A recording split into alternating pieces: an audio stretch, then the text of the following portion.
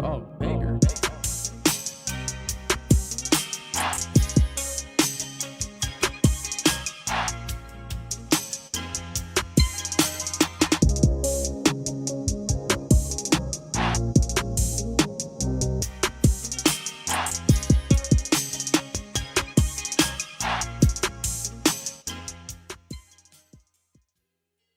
Welcome back to another episode with Fight Night Picks. As always, we're brought to you by SimBody. Vertiball is now SimBody. If you head on over to their website, simbody.com, you're going to get all the great products that you know and love, including the SimBody Vertiroller and the Vertiball that you have seen most likely here in studio. Look at that. Place it, lock it, attach it, Vertiball, all sorts of great stuff over there if you want to roll out those old tired muscles and you don't want to go with that old lacrosse ball. They're also coming out with that very new product that you can see right in front of you. And if I head on over to my cart, look at that. I've already got a Vertiball over there. Little bit of a deal right there. And if you hit the try for 60 days risk-free, use the promo code FNP, you're going to get 20% off your order with that code FNP at simbody.com. You're really, really helping out another local company here in New Brunswick, Canada. Can't wait for it. The new name, SimBody at simbody.com. And as we always say, let's get into it.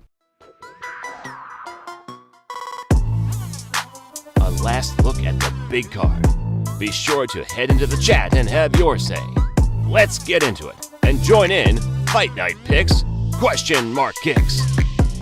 And welcome back from an abbreviated hiatus with Fight Night Picks Kicks. I went outside earlier on today. I saw Matt. I went, well, we can't wear the same shirt, but here we are. Roughly the same shirt, but Matt, we're really looking forward to... Now that I think about it. Well, I got the Sam Squanches, you got the pineapples. But when we look at this card coming up this weekend, Kattar versus Emmett, it was 14, now it's 13 because you can't have nice things. And Cowboy Cerrone and Joe Lozon has been rebooked as many times as Phil Hawes and Deron Winn. That's also still on this card. Or Kyle Daukaus and Dolidze. That's still on this card. But we should fill the people in. The co-main event is off. Joe Lozon's knee locked up. He put a video out on the socials. I shared it at Craig Allen FNP.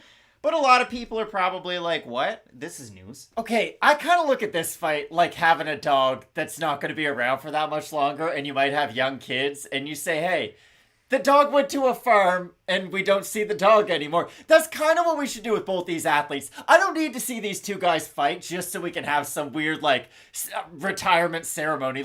These two fighters are good enough to where just at the next UFC Hall of Fame, whenever it is, just be like, hey, we're also going to announce that Joe Lozon and Cowboy are going to announce the retirements. Then get up on stage, say a couple of words. I think something like that would be really nice. And I don't really see there being that big of an audience for this fight. 2 years ago, I would have been really excited for this. And I still like Cowboy and Joe Lozon as MMA fighters because I'm such a big fan of the sport. But do I really need to see those two guys fight? I don't feel that way anymore, so I don't think I need to see that third rebooking. And so we get DJ, French Potato, Phoenix Lausnan, Big Pete, Sosa, 1017, change it. DJ, again, no please, French Potato, Star Smith, 77, Porter Clay, Billy Brown, and JD hanging out over in that comment section. The viewers are joining in as the show starts up. If you want to help it out, toss a like, hit up the super chat. But yeah, unfortunate that we lose Cowboy and Joe Lozon. Cowboy looked awful on the scales. I thought he looked terrible. He Not good at all. Made 155 on the dot, but no beard, all that. Same as a guy who picked up his first win in years, Jeremy Stevens, who had to shave his head and his beard and step back on the scale and cheat it. So they say, allegedly, but he got a win last night. Clay Collard beat Alex Martinez, but the judges said that he didn't. Depends on who you ask. There's your PFL recap from the boys, but we have a big-time show coming up with this Kicks with the 13 fights that we have coming up today, so it's going to be a busy one. And as you saw at the start of the show, Zarukian, Gamrot, if Mick Main or Sean Shelby said, Craig Allen, make a main event, make it 5 rounds, I would have made that fight. We both got one of those fights recently. I felt the need to text Craig that Pat Sabatini's going to fight Damon Jackson. Oh my God, my level of excitement for that matchup. Let's go. So as we always do with Fight Night Picks Kicks, we'll throw it on over to the fight of the night screen. And Matt, from the start of the week, we had Adrian Yanez, Tony Kelley in this spot. Tony Kelley talked about busting his shoulder, not being clear to compete until July, but he made weight. Oh, wait, no, he didn't. No. He didn't make the weight, so I threw that off the fight in the night screen. Demiris Magulov, Guram Kutaladze. I know we're split on the pick at the start of the week. But I think this fight is amazing. Guram, striker, but wicked off his back. Demir, the most well-rounded at 155. So I love the fight. I think it's going to be a lot of fun. I know you're excited about it too. The great thing about this fight is that, yes, Demir's going to look for a takedown at some point, and Guram's going to want to keep it on the feet. But it doesn't really matter where this fight takes place. It's going to be really high level no matter what. And the fact that Guram is coming off a win over next weekend's main event just speaks to how good of a fighter he is. When your return fight is against a guy like Damir Ismagulov, who is one of the unsung heroes, if you will, of this division, there's always that one kind of boogeyman out there, if you will, in every single division. Damir kind of is that guy right now, so I think this fight's going to be incredible. MPTV saying, what did Tony Kelley weigh in at? 137.5. Bob, what made Cerrone fight fall? Was it Lozon's cramps? He didn't have cramps! Everybody's got to go out there and look at it. I saw so many people saying Lozon has cramps. Go check out Joe Lozon's socials. There's videos out there where his knee was locked up. Everybody and their dogs trying to work on it. There was massage therapists. There were teammates. There was UFC doctors. His knee was locked up. And also, yeah, I mean, this fight should be an absolute banger.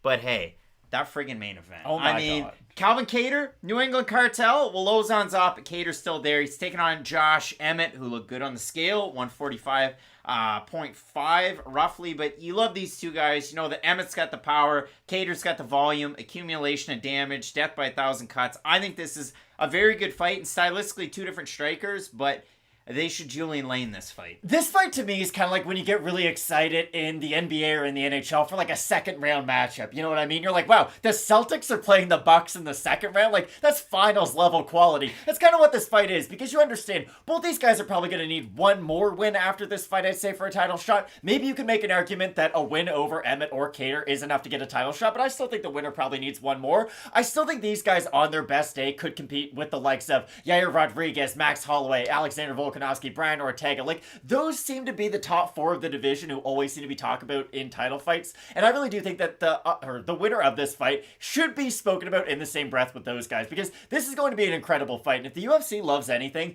it's marketable stars, first of all, but right below that is entertaining fighters, and both these guys fit that bill. Should be a great one, and again, there are 13 fights now on this entire card, and a few that have been booked and rebooked, and so on and so forth. Clay in agreement, winner versus Yair Ortega. Should be fun. Matt, I got a QMK parlay for this week. Ooh. But it's all chalk. I mean, the last one hit, and last weekend we were away, but this entire card is chalk. So if you want to take a week off, popping popcorn, do so. We're going to kick it off with the first fight that's been booked and rebooked. Roman Dolidze taking on Chris's brother Kyle. It's Kyle Daukaus at 185. And you look at these two guys. For Roman Dolidze, yeah, he has that one stumbling block in the UFC to Trevin Giles, Mr. Power Jab. He was landing it in that fight. And for Kyle Daukaus, since this fight was booked but then got shuffled around, he took another fight. He beat Jamie Pickett in the first round of their fight. You look at Daukaus' record, and I look at Daukaus and I look at Cody Stamann on this card. You look at Stamann, he's what, 1-3 with a draw in his last 5 fights. You look at Daukaus, he's 2-2 with a draw, or sorry, no contest out there because of the Kevin Holland fight. You expect more to those two guys, and in a matchup like this, I think, you know, both guys well matched. You look at Roman Dolidze, the success that he had outside of the UFC, a lot of spinning attacks, a lot of power shots when he's on the feet, and when he's grappling, he's actually going for submissions. When he's grappling in the UFC, sure, he's going for submissions, but he's going for low percentage submissions, a lot of knee bars, a lot of leg locks, and a lot of these guys that he's facing are at least hip to the fact that, hey, I've actually been in the gi before and I know how to get out of these things. No, low percentage is the best way to describe a lot of things he goes for. I was just about to say sloppy the second you were going to hand it off to me. But they really can be. He's a FILA world champ. I know a FILA world champ. And Wonderboy Thompson's never lost a striking competition ever. But this is the thing about Roman. If you look at what he does on the feet, it is sloppy. He does just throw a lot of power techniques. Hope that they land, because if they do land, he'll just get on top. Malone Hart making the show. Giant super chat. Thank you, Missed Malone this. Hart. Glad question mark kicks is back. Malone Hart, thank you so much. Thanks to everybody that hits up the super chat every single week. But Malone Hart really kicking it off well. We appreciate that. Sorry to cut you off. No, as Kevin Durant said, you're the real MVP. But in this fight, it will be interesting, because for Roman Dolidze, he's going to be the stronger guy earlier, but He's like having a sports car, I guess. Like, yeah, you're going to go really fast, but you burn a lot of that gas up early. And the thing about Dolidze is we've seen it before, and I'm sure it's going to happen again. He does get tired as this fight goes on. And I do think that early on, he can have success just with his physicality. But at a certain point, I do think the steadiness of Kyle Daukaus is really going to pay off. The dentist brings up a great point. Is this the best opener ever? I mean, listen. Pretty good, honestly. If I'm not fired up about a fight, sometimes I let it be known, sometimes I play coy. I'm fired the F up for this one. And I mean, you talk about it with Roman Dolidze, first round, it's not so bad. It's like the old Celtics. We're getting a win. We're getting a couple Sweet against KD. The old Golden State Warriors. And then our guy, Canadian, Andrew Wiggins comes in, and he makes a giant impact. And I mean, hey, listen, am I upset the Celtics lost? Somewhat. I don't get all that bothered. But Andrew Wiggins, kudos to him. I'm so happy they lost as a Raptors fan. I have to say that. You look at the odds in this one for Kyle Daukaus, open to -175, -259 right now. For Dolidze, open plus 150, plus 212. Plus 212 for old Roman, a guy who can finish, a guy who only has one loss. We send it on over to @Fight Night Picks on the Instagrams as I see that video of Mike Tyson dancing in a bee costume on the IG. 70% of the Fight Night Picks fans have Daukaus, 30% have Dolidze.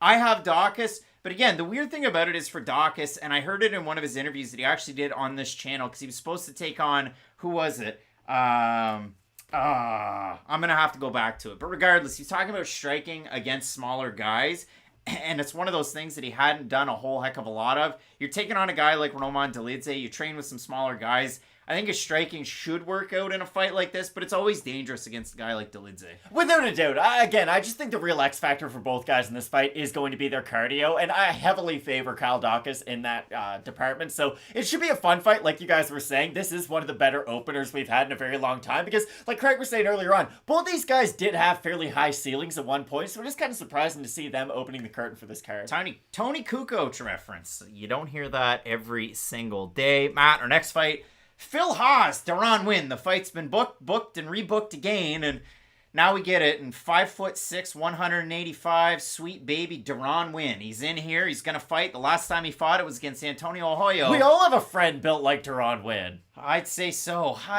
This is a weird one. I mean, Matt, you said at the start of the week, Deron Winn, he's been a light heavyweight, and a couple of people are like, he's not a light heavyweight. He has been a light heavyweight. Hey, check the record, bud, to quote Uriah Faber. He fought Tom Lawler at, and I'm not kidding on this one, Tito Ortiz, Chuck Liddell 3. Deron Winn fought Tom Lawler. And who promoted that show, Craig? Could it have been Oscar De La Hoya, of all people? You have no idea how excited I was when that card was announced. And then I didn't watch it, but our own John Franklin was there in attendance. But when it comes down to this fight, Matt, Phil Hawes, wrestler. Deron Winn, more accredited wrestler. When it comes to striking, though, Phil Hawes had a decided advantage there. I worry, again, you kind of touched on it, when guys 185 and up are off their back, do they have any success sweeping? Rarely. I'm going to bring that back up in the Rodriguez fight against Marquez, because I watched a few more Rodriguez clips, and he gets rocked, socked, and all kinds of dazed, gets himself back up out of a sweep, and knocks out his opponent. But when it comes to this fight, I'm eager to see who decides to shoot first, and will they be comfortable Deron Winn, without a doubt. Deron Winn can't strike with Phil Hawes unless he clips him with a big shot, like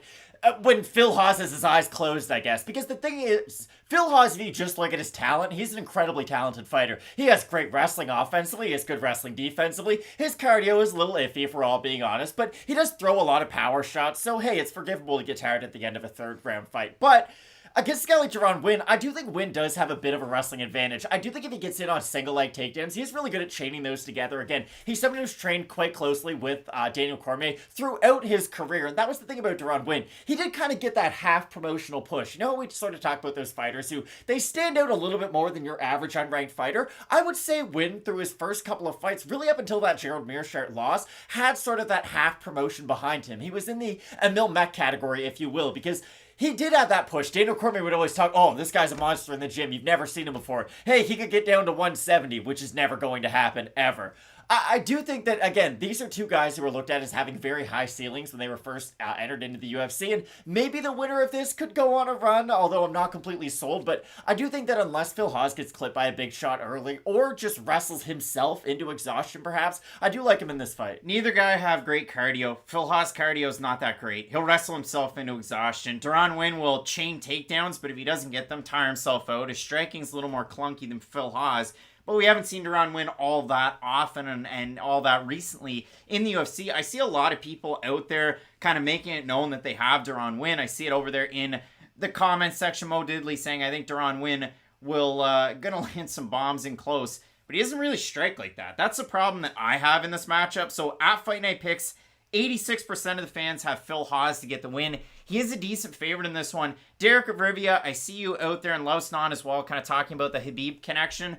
I'm also not one of those people that puts like the most stock into somebody training with somebody who's huge, almighty, and powerful, that they're going to gain all their powers like a monster out of a basketball. I get it. Jocelyn Edwards beat Ramona Pasquale last weekend. Low-level women's MMA fight. AKA is full of people that fight there. If they were all that good, you'd see Gabriel Benitez winning a championship. Again, another guy, Rafa Garcia, training with Justin Gaethje I think you're talking down Deron Winn a little bit too much, if I'm being completely honest. This is the thing. You said he couldn't strike at all on the inside when someone said he could clip Phil Hawes. That is the way he strikes. That's all he does, because he gets on the inside, tries to get that collar, will dirty box a little bit, and then try to box guys to the body and to the head. I genuinely think he could win this fight by knockout, just because I do question Phil Hawes' ability to take a shot. I still have Phil Hawes in this fight, though, with all that being said. You can admit that the other guy has some positives, even though you think Hawes is going to win. He's good at wrestling, holding guys down, landing some good ground and pound. Mr. Deron Winn. We'll move on forward, though, Matt. We both have Phil Hawes in that one. Eddie Wineland's taking on Cody Stamann. Stamann on the worst run of his entire MMA career from Michigan. Eddie Wineland, a guy who utilizes boxing, has that wrestling in his back pocket, very good takedown defense. The only time he's been taken down more than just a couple of times, was in his WEC title bid where he was trying to hold on to that belt. He was challenged by Mr. Chase Beebe. Beebe took him down 5 times. Story of the fight. Wineland dropped him in the first round, and then he got taken down over and over as that fight went on. But that was years and years and years ago when the canvas used to be blue, and Uriah Faber used to be the biggest name in the game. And Dominic Cruz was over there too. I don't know what the over-under was for Uriah Faber references this show, but we're definitely in the over. Well, I mean, Cowboy Cerrone was a big deal at WEC too. But Matt, when I do look at this fight, for Wineland, obviously he's on a rough stretch. His last 2 fights, he's lost by TKO. One to Sean O'Malley, one to my guy, Sexy Mexi, John Castaneda. But when I look at this fight, Matt, as good as Eddie Wineland's takedown defense is, he's a guy that kind of tends to throw some of his strikes from awkward angles. Not necessarily from his hips, because he has fine, technical, and sound boxing. It's not weird. It's almost like when you saw Darren Elkins against Cub Swanson. The way that Cub Swanson was striking in that fight, Eddie Wineland strikes the same way. Wineland, not a giant kicker. So for Stamann, kind of like Deron Winn in our last fight, he's got to close the distance, got to get it down. Not really the heaviest to handed. The only fight we've seen him strike in the UFC was the fight that he had against Brian Kelleher, who fights next weekend. But for me, Matt, I have Stamann. He's a big favorite in this fight, though. It's weird. As he should be, because I break this fight down a little bit like I broke down Joanna versus Weili in their second fight. Just look where both fighters are in their careers right now. Joanna, not that she had a foot out and a foot in. I'm sure she trained like a demon for that fight. But the conversation around Joanna was, I want a title shot or I'm going to be on the shelf. And she was on the shelf for quite a long time going into that fight. And even she said afterwards, like, I'm 35. I want to have a family at some point. Like, I want to be a businesswoman. I have other things that I want to do. And that's completely forgivable. Like, that's what you want to see from stars when they're kind of on their way out of the sport. You want to see them have that backup plan. I'm sure Joanna's going to do great things. You don't want to see him faceplant in the cage, though. No, you don't. But Joanna, to her credit, is, I'm sure, going to do very well for herself. She was in that Disney commercial one time, hugging Mickey Mouse. Eddie Wineland's kind of in that same category. It's like, okay, if I win by knockout, that's cool. Maybe I can get a bonus. But I don't look at Eddie Wineland and I think, hey, Eddie Wineland's coming into this fight going, I can get this one. Maybe I'll call out Pedro Munoz next and we can get a run going. Like, I just don't think he's necessarily in that same category of his career. Whereas Cody Stamann in his mind is probably thinking, okay, I've lost a few as of late. But if you look at the guys that I've lost to, they're all in the top 15. They're all very good fighters. Come on, Marab! Exactly. So for Stamann, not that I think that there's a path for him to get into the top 5, but if you are his truest believer, you could sell me on that package that, hey, he's fought some really hard fighters. He had a draw with Song Yadong. You know, he's a really good fighter. So For Stamann, I still think he's kind of in the rankings kind of category, if you will. I do like his wrestling a lot more than anything Eddie Wineland can offer grappling-wise, but like you said, Eddie Wineland throws from the hip, and someone like Cody Stamann, who is a little bit more orthodox in the feet, doesn't necessarily take many risks, will keep his hands high. He could be caught by a big shot that he doesn't see coming, one that loops around his guard, but other than that one very specific situation, I do like Cody Stamann's well-rounded game. Meat Boy MMA in all caps. Stamann is a meat locker this week. Take it to the grill. Meat Boy MMA, you're going with a minus 624 favorite. That'd be, when we look at Eddie Wineland, big underdog, plus 446. We have a look at Fight Night picks on this one. Like I said, there's a lot of chalk on this card. 89% of the fans have Cody Stamann to win. A lot of people are saying, listen, Eddie's only path is by KO, is what Clay is saying. TB saying late second or third round KO. TB for which guy? I'm going to take Cody Stamann. And listen, I mean, you look at it. Freddie Wineland 3 fights ago, he beat Grigory Popov, a guy who went 0-2 in the UFC, and boy, that star burned out quick. But we'll see lit him out. What happens in this one. But for me, I do have Cody Stamann in this fight. Yeah, so do I. It should be an interesting one that I'm not interested in, and it doesn't have to do with the strawweight division. It's a couple of fighters that just don't move the needle for Craig Allen. I mean, Gloria de Paula, Muay Thai striker, 6-4, good in and out movement. Maria Oliveira.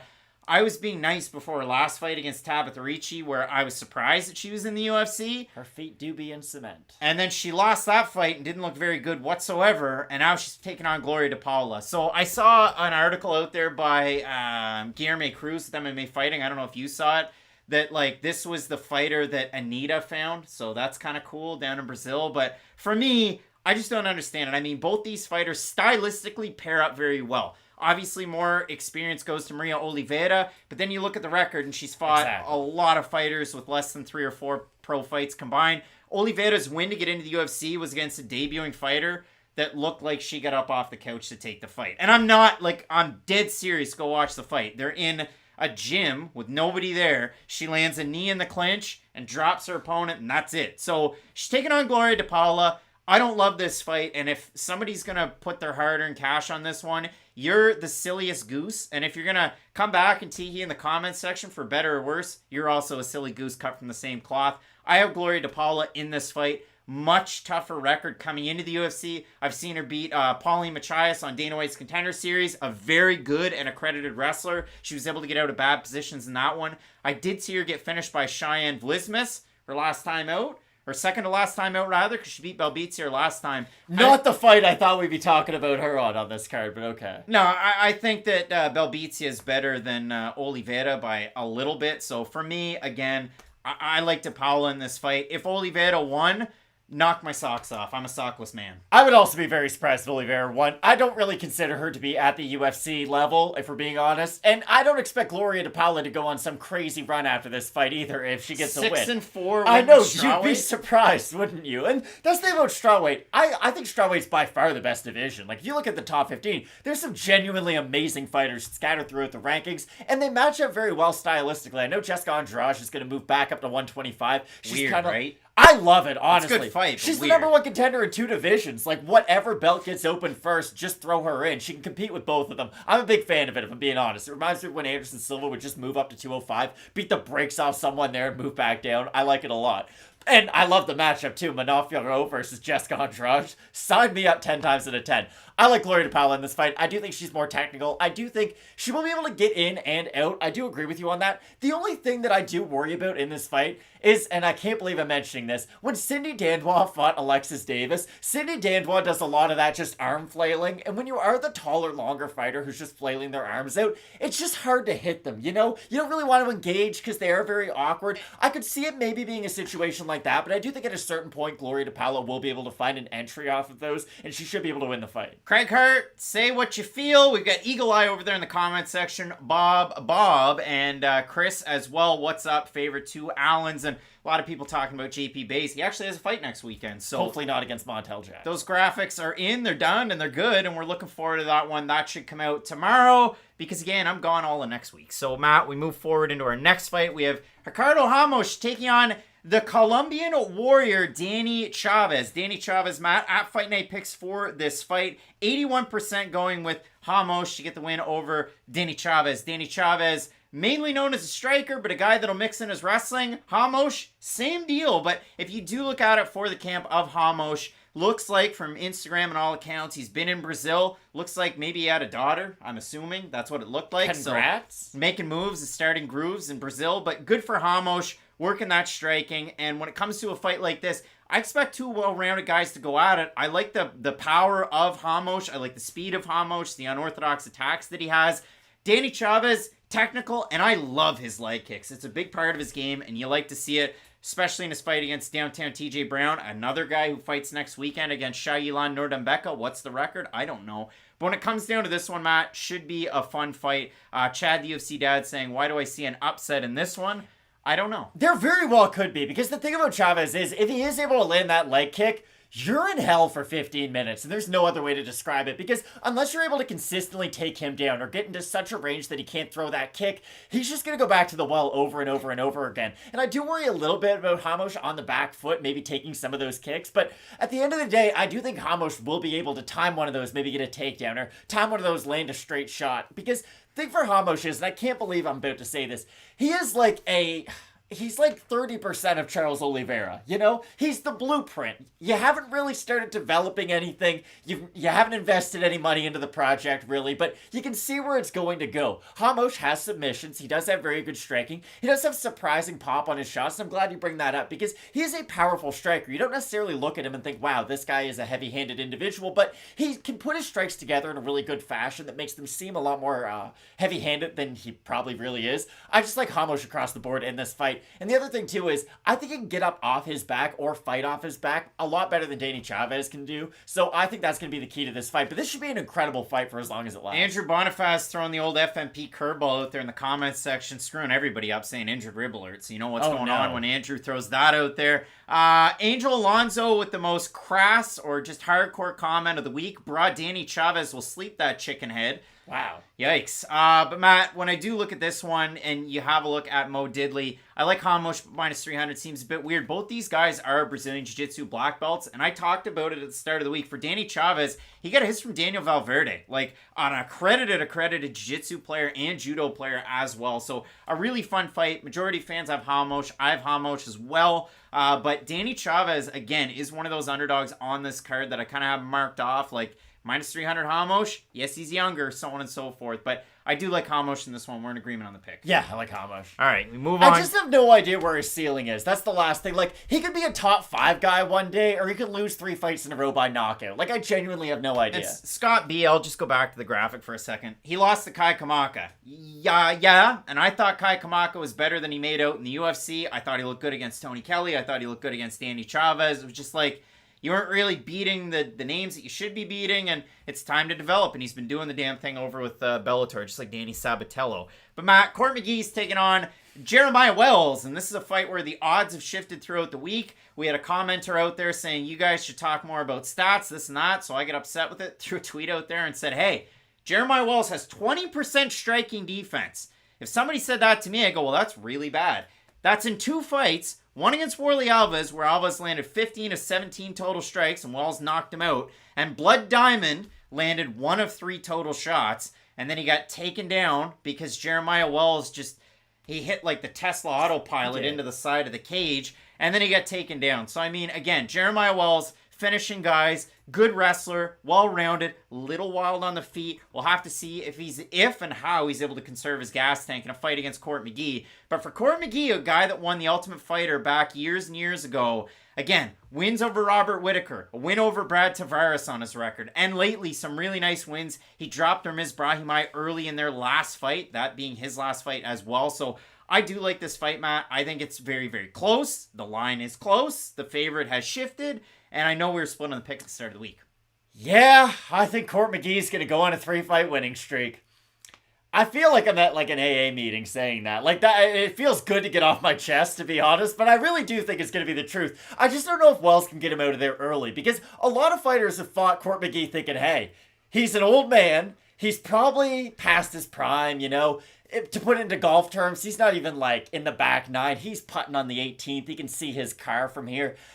But then he gets on the cart like a member does, and he'll go back to like the 10th hole just to restart and screw somebody's party right up. Exactly, and he's done it before and he'll do it again. And that's the crazy thing about Court McGee. It does feel like at this stage of his career, he's starting to grow a little bit and starting to learn how to fight as an older man. And I think he's going to get it done. Sean hitting up that super chat. Love the show, guys. Keep up the good work, Thank you, Sean. Sean. I appreciate you.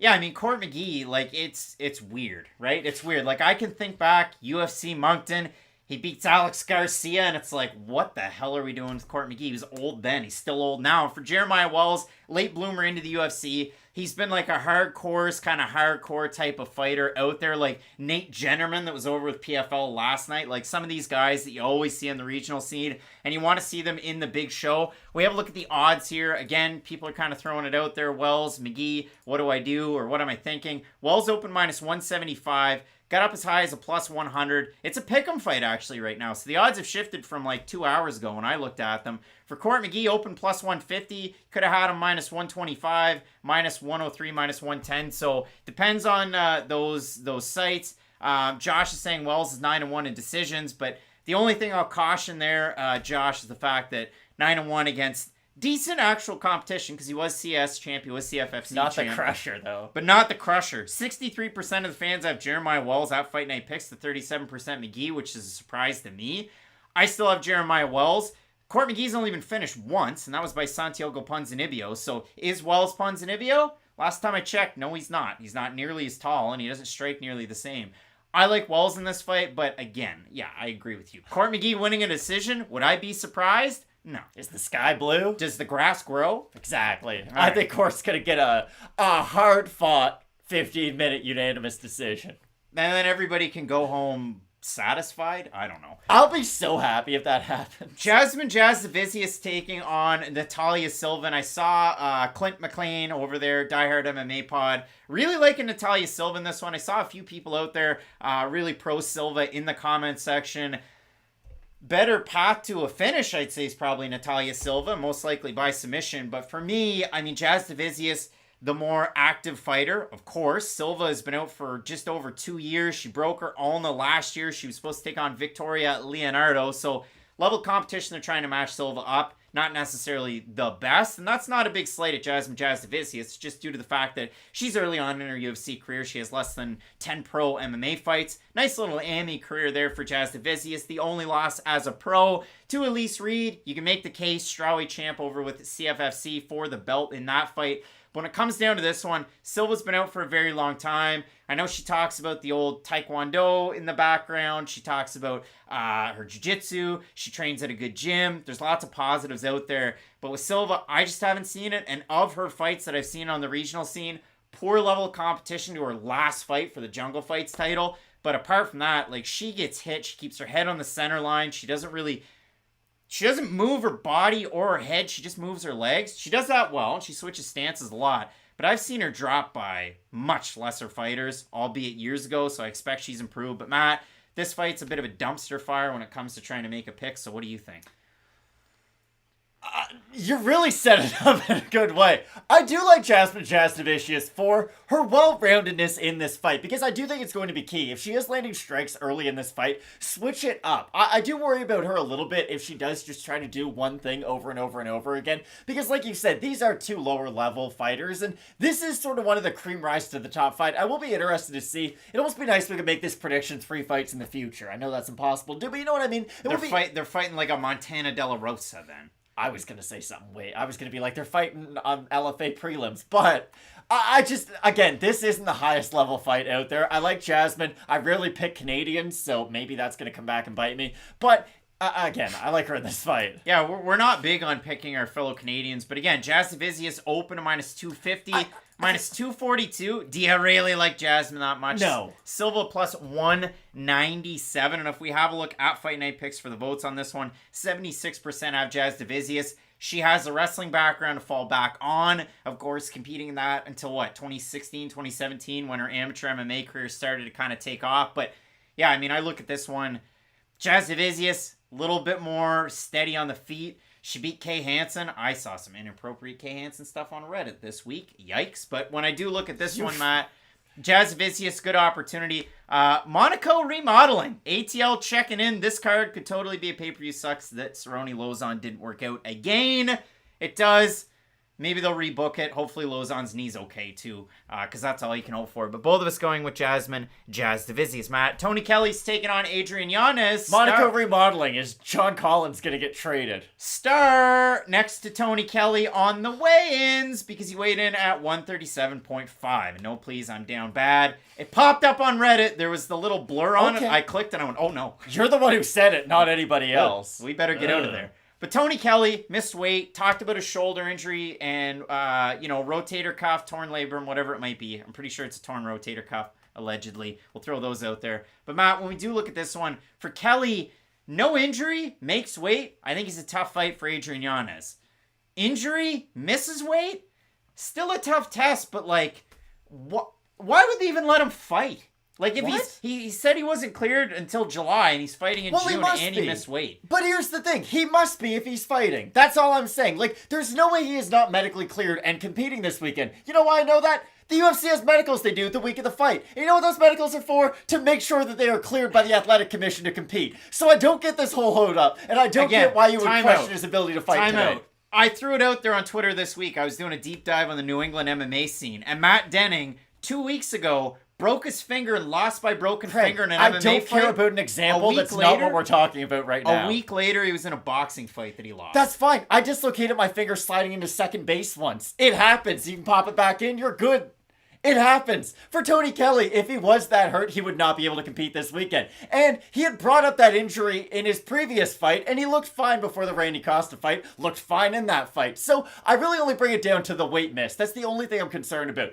Now, that's going to mean he probably can't take a shot as well. He definitely can't take body shots as well. And his cardio won't be as big of a factor in this fight because if he was at the best version of himself, I could see him out wrestling Adrian Yanez, pushing it as hard as he can for 2 rounds, really overwhelming him with some of his volume on the feet perhaps, and just being able to do enough to bank those first 10 minutes and survive the last kind of 5 minutes. I could see a fight like that going down. But with all those caveats thrown in, I like Adrian Yanez quite a bit. And I know I said I like Tony Kelley's cardio. Adrian Yanez is pretty good cardio for a guy who can throw a lot of punches too. So I think this is going to be a really fun fight, but I do like Yanez. So in the super chat, Damari Sims hitting it up. Glad to have QMK back this week. Big Pumpin' Meech. Thank you for the super chat. You're asking a question that Fight Night Picks is not about. Talking about putting $200 on a plus 100 odds or more. Thanks. For me, I'm going with Adrian Yanez in this fight. And you know what? We're bringing it back. It worked the last time. Yanez minus 325.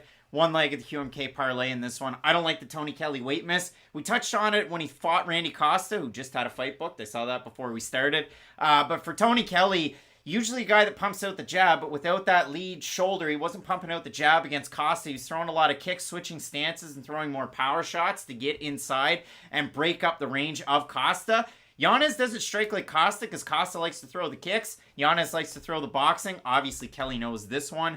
But for me, I like Yanez volume. I like him with power. And I hate the fact that Tony Kelley missed weight. So again, I had Adrian Yanez, and you agree? I agree 100%. I'll be very curious, though, to see who they match him up with next. Do they decide, hey, beating Tony Kelley's enough to give you that jump? Because Kelley just came off kind of sending another prospect down to the prelims, if we're being honest. So for Kelley, he is sort of seen as that litmus test right now for the UFC. So maybe if Yanez is able to get a resounding win, let's say he gets like a second round TKO, looks great in the first round, maybe that is enough to convince them that, hey, he's ready for a borderline top 15 guy or an older legend. Be very curious to see. Matt, we're here for UFC Fight Night. Kattar versus Emmett. Over 500 tuning in, so everybody's having a good time. That chat's going crazy.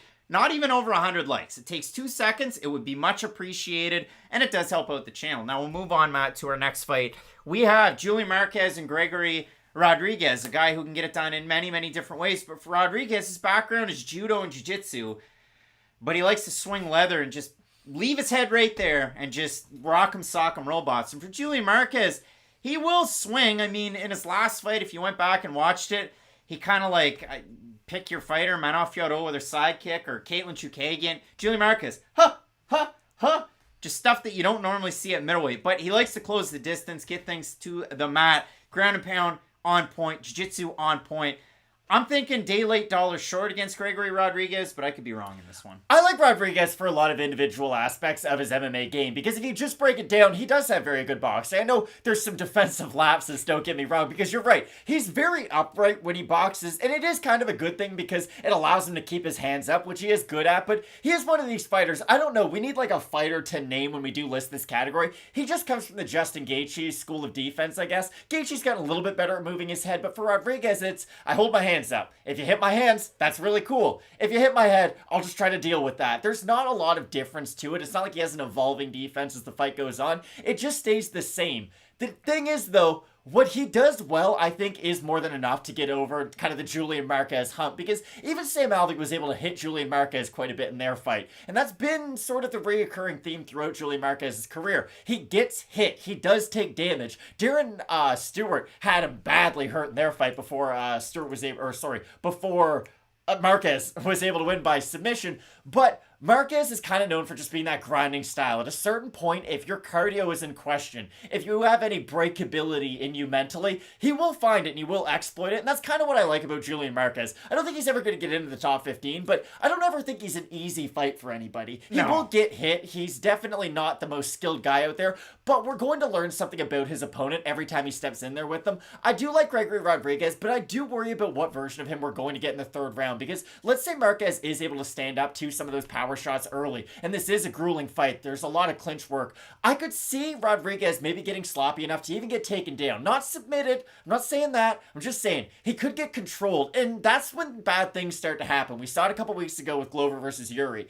If you get tired, you can start to make some defensive mistakes that you wouldn't otherwise make. So I do think there's a window open for Julian Marquez to win this fight, but I still like Rodriguez's boxing as being a big enough X factor to get him this win. And this one's really close with the fans. 51% at Fight Night Picks going with Gregory Rodriguez over Marquez, 49%. We have a look at the odds. Nora saying Marquez finish live only, and we have a look, and Gregory Rodriguez, decent enough favorite, minus 176, open to par. Marquez plus 148, and Austin saying that Marquez doesn't fight enough. So yeah, I mean, I do look at this one. Gregory Rodriguez, I've seen him get hurt in so many different fights. I'm pretty sure the one that I went back and saw, and I should know, but it was the Brandon Hester fight where he finished him by body kick, but like, he gets rocked, he gets down, he sweeps up, he stands back up, and then he finishes his opponent. Like, Gregory Rodriguez does some crazy things. Kenny Williams is saying Canada, like big time Canada, having a good time. Carlos Newton flag behind us is what we have, but we're both going Gregory Rodriguez. Damir Ismagulov taking on Guram Kutateladze. So I'm going to go fan vote on this one to start. 51% have Ismagulov to 49% Kutateladze. So the last two very close. I expect a lot of people to say a lot of good things about one of these guys, because the other guy's been on the shelf for so long, and they're not really sure if he actually got the win over Mateusz Gamrot or not, who's in one half of your main event next weekend against Arman Tsarukyan. But Matt, Damir Ismagulov, I absolutely love his fight style. I love how grimy he can get. He knows exactly when to work in the wrestling, knows exactly what to do with his striking. Spent time at Tiger Muay Thai in this camp, spends time between there and American Top Team, and very, very well-rounded. The only knock I have against him, third round of his last fight against Rafael Alves, slowed down in that one, and just, it was weird. A lot of people were like, oh, he's blinking a lot. He blinks a lot all the time. Like, he's like Ryan Hall. He's a half-beat, blinky guy. So I'm not all that worried about that one, but it was just the fact that he slowed down and he wasn't taking the shots all that well. But again, Alves hits hard as a Mack truck, just like Guram Kutateladze. So I love this fight, Matt. Scoobs is saying Damir hasn't fought in so long. Huanor is saying Damir by decision plus 160. And Josh Morton saying level competition is awesome for both these guys. Exactly, and that's why this fight is incredible. Neither one of these guys have a number next to their name, but they probably should if they've just been more active and more in the public eye, because Damir Ismagulov is an MFer of all MF. I know you hate it when people describe athletes like this, so I'm hesitant to even do it, but he got that dog in him, don't he? Because he can be technical when the fight starts. He will box, but the second he gets hit, he just...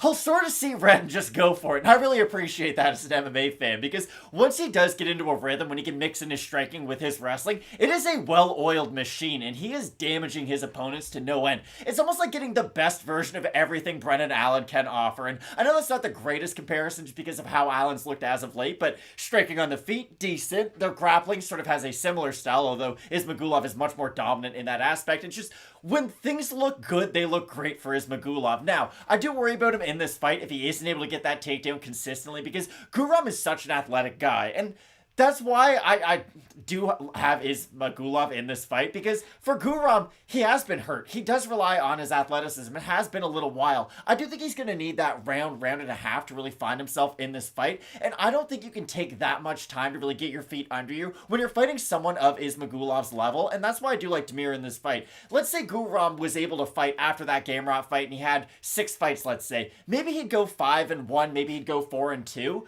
But we would just know a lot more about him, and I would know where his athleticism is at a lot more than where I do now. I know he trains with a lot of very good fighters, as you've seen. If you follow his Instagram, he is all over the place training with world-class athletes, but I do like Ismagulov for his steadiness in this fight, and I think if Ismagulov has any success on the feet, it's going to be going very, very well for him in this fight. Plus, if he can then get the takedown at some point, I really do think, maybe not dominate on the ground, I do think that's a step too far, but I love his grappling from that top position. The only trouble I have with Guram and the pick of Guram, and I'm sticking with him, is the fact that sometimes he can play touch butt in the park off his back, and he likes to play the jiu-jitsu game, but at the same time, he plays his jiu-jitsu game to sweep off the back, and it works. It really does. It works against high-level athletes. If it works against Mateusz Gamrot, it might work against Damir Ismagulov. That's a fight I hope we get in the future. Same. I mean, Damir can really do it in so many different facets, but Guram, ever the finisher. You know that from his record.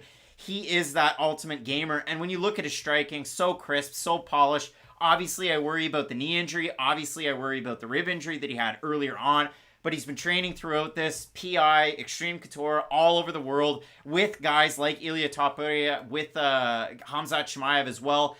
Michael Salazar saying, I have Kelley on my parlays. Why?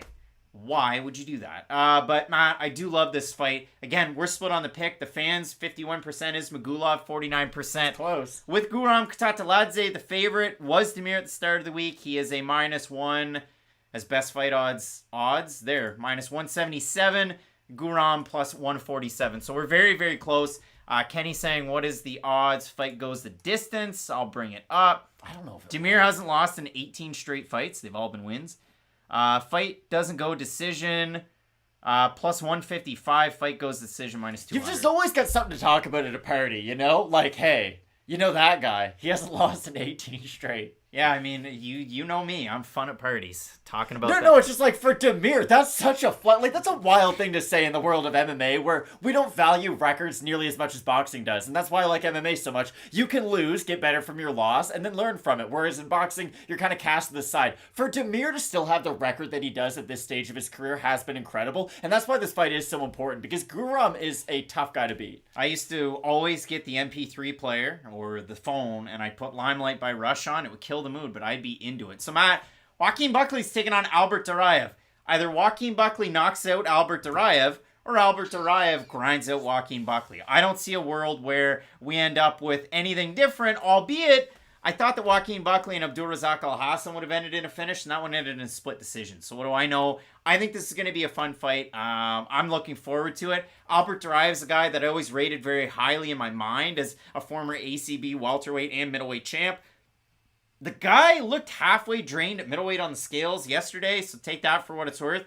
Joaquin Buckley looked amazing on the scales and didn't look drained at all because he is a heavily muscle-bound guy. That kind of cost him a little bit in the third round of his last fight against Judo Thunder. He got taken down 3 times, kind of controlled and worn on in that fight. Again, you can make a decision that either guy won it. It did end by split. But when I look at this one, Joaquin finishes Duraev, who had a clunky eye and got dropped by Kopylov his last time out, or Duraev just goes the well with the takedowns, gets the win. Without a doubt. And I do think Duraev is probably going to be able to do that with his grappling, just because we have seen Buckley struggle with guys who can go for multiple takedowns in a round. He is good with getting that separation. He does have very good explosiveness, but his feet don't necessarily always work in unison with his upper body. He's someone who lunges a lot for his own punches, and that's going to give Duraev a perfect opportunity to get the underhook or sweep underneath and go for the legs. I just think Buckley leaves too many holes open.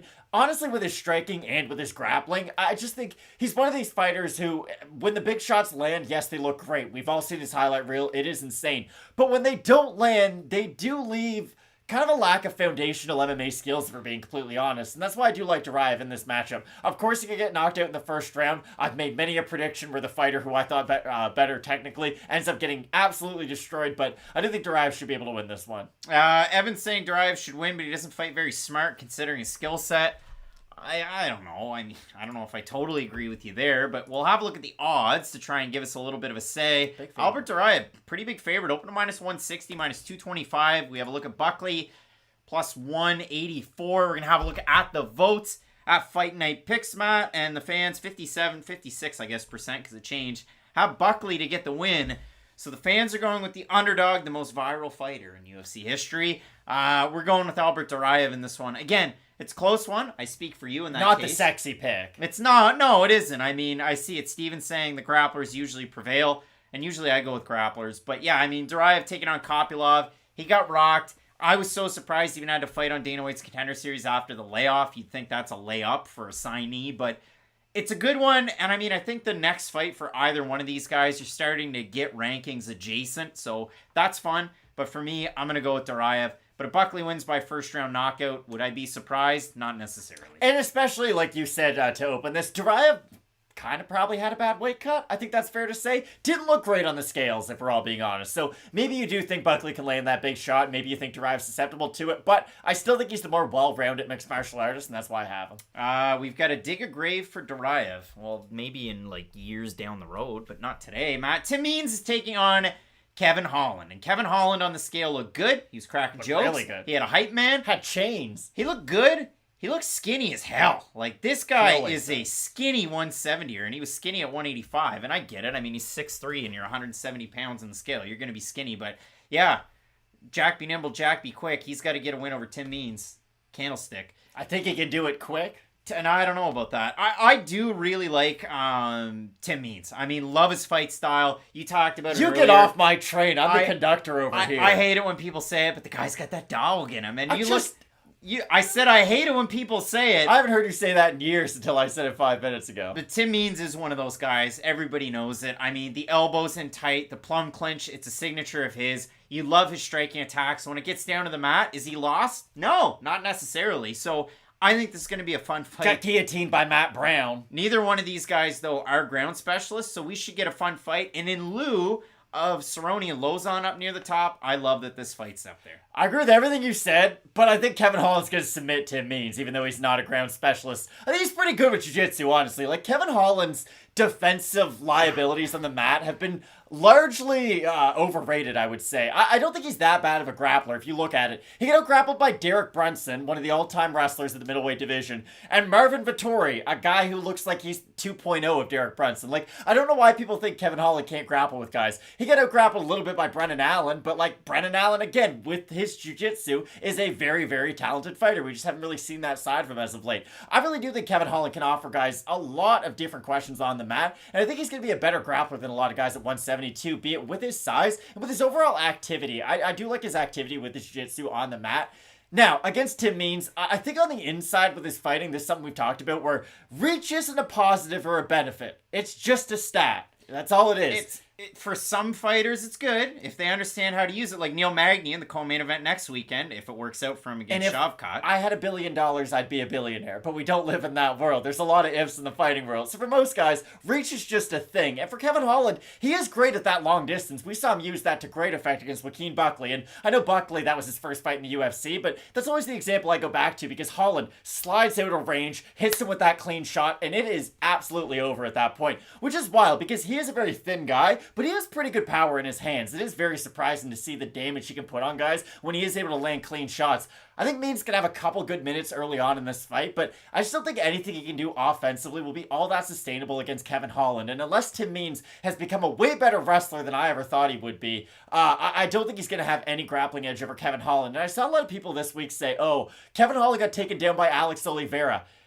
Tim Means got taken down by Alex Oliveira and got submitted by him. So, like, not the greatest test of if someone is or is not a good grappler. What do you think he's doing right now, Alex Oliveira?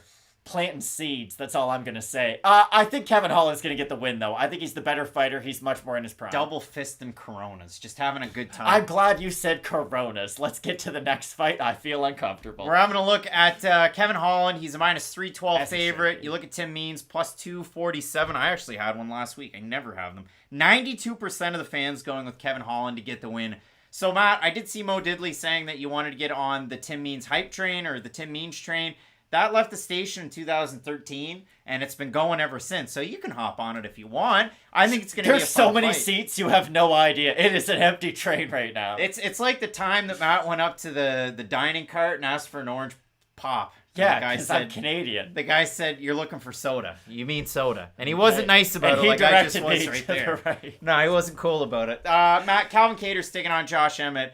I love the fight, Matt. 600 people tuning in for the show so far. Man, we can't thank you guys enough. The super chat's been crazy. The likes are appreciated. You folks are the grease in the wheels to keep the show moving. We've got Zarukian taking on Mateusz Gamrot. That video is coming out tomorrow. I'm gone for most of the week, so I'm looking forward to that one. The graphics are all done up. The fights are really good, too, so I think that's going to be a lot of fun. And Matt, again, Cowboy and Lozon is off. Lozon's knee, I'd say buckled, but it won't move. So he had some issues there. Hopefully, hoping nothing but the best for him. But when it comes to Kattar and when it comes to Emmett, strikers that are very fun. Josh Emmett's background is wrestling from college, but we rarely see it. And man's got power.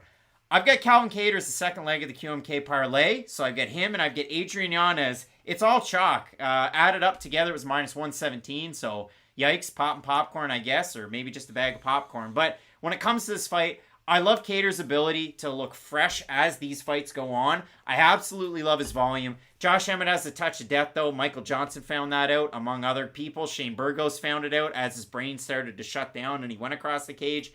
I love Kattar, but I think it's a fun fight. Okay, we got to talk about this now that you made it the second leg of the parlay.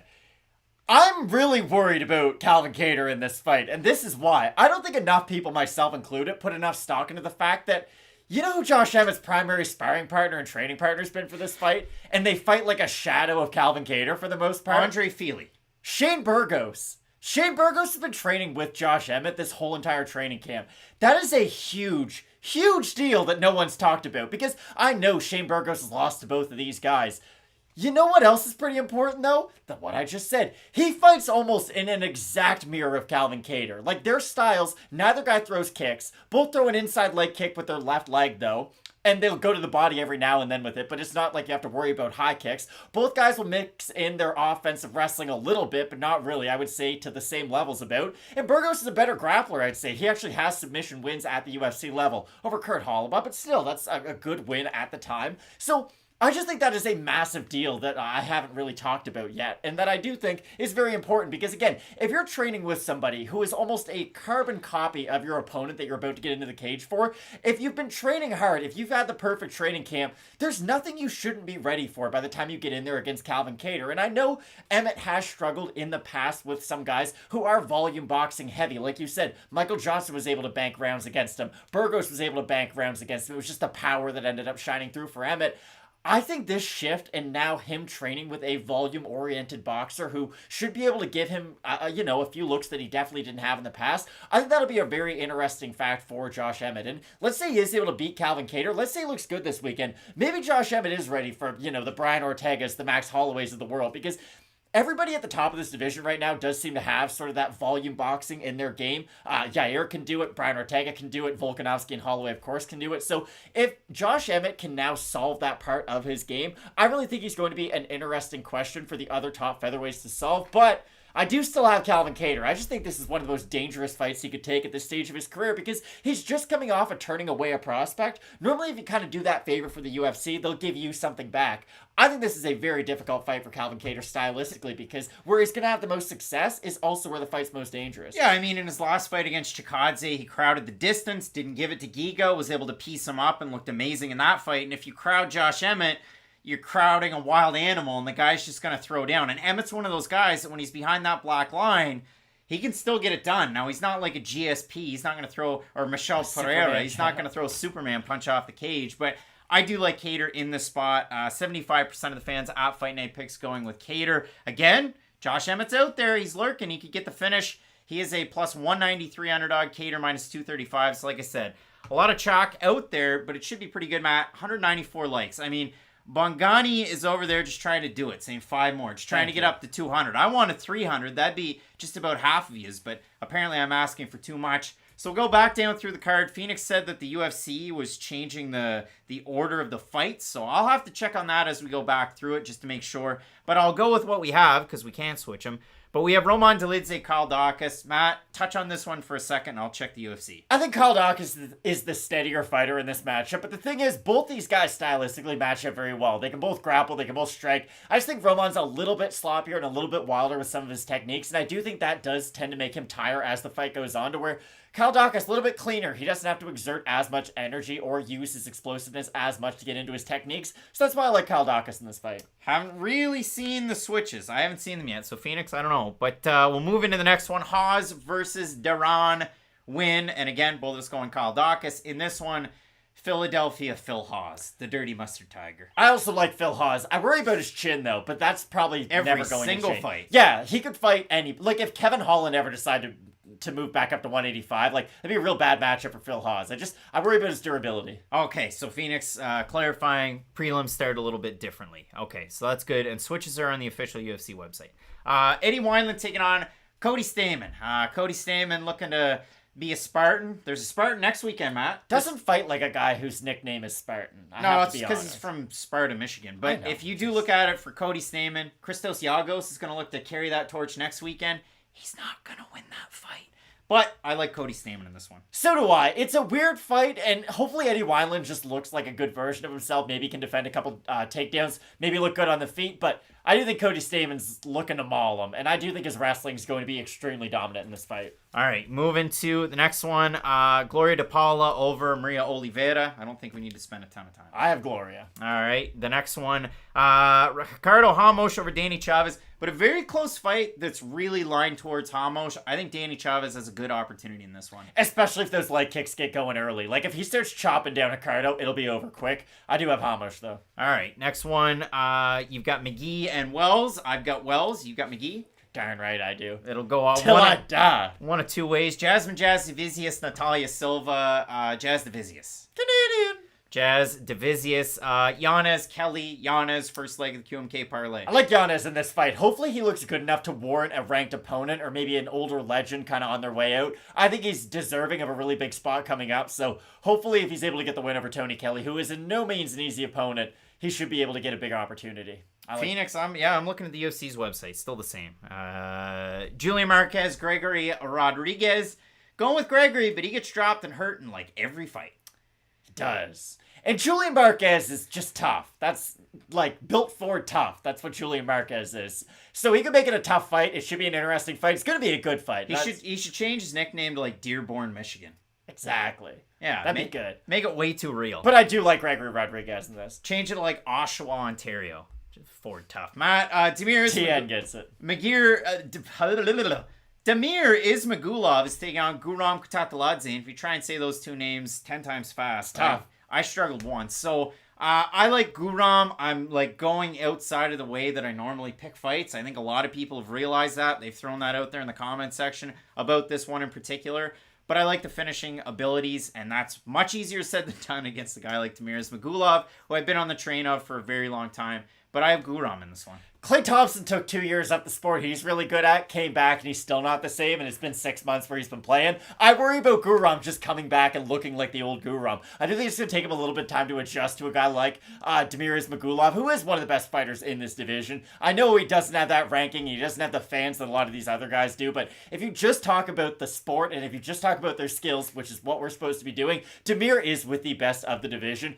This should be an incredible fight, though. And when it comes to it, Matt, you know, conversations around moving up, so on and so forth, you talk about Clay Thompson and, like, our favorite Canadian rapper, Nav. Look at him.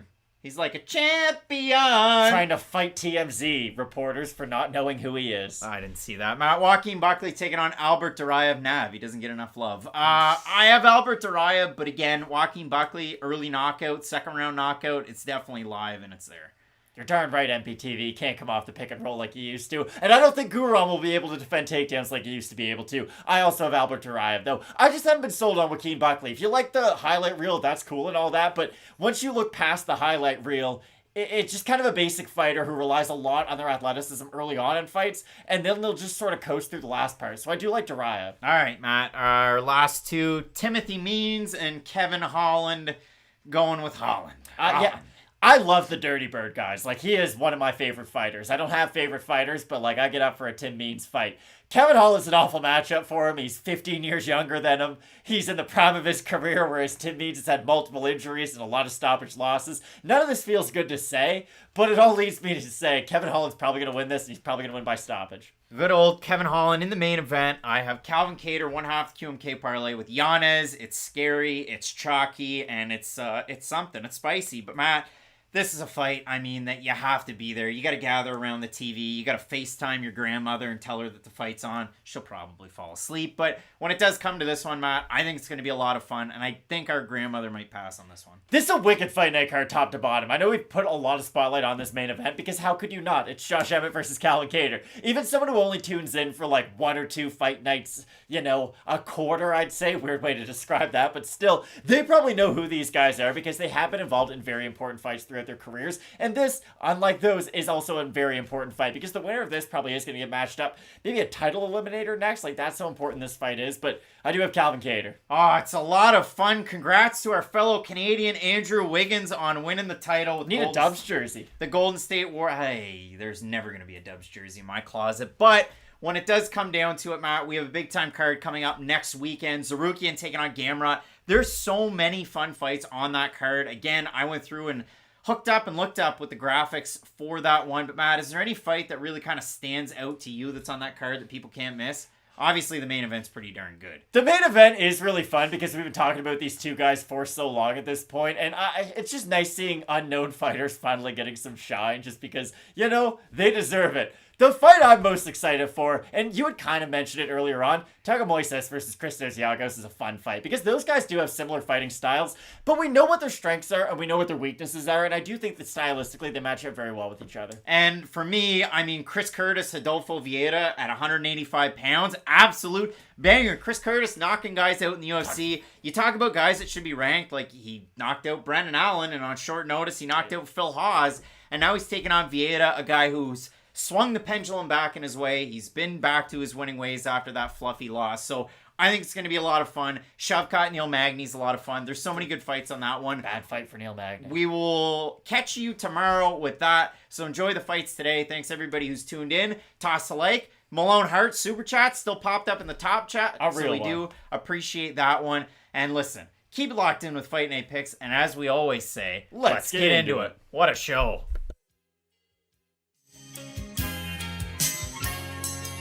Ladies and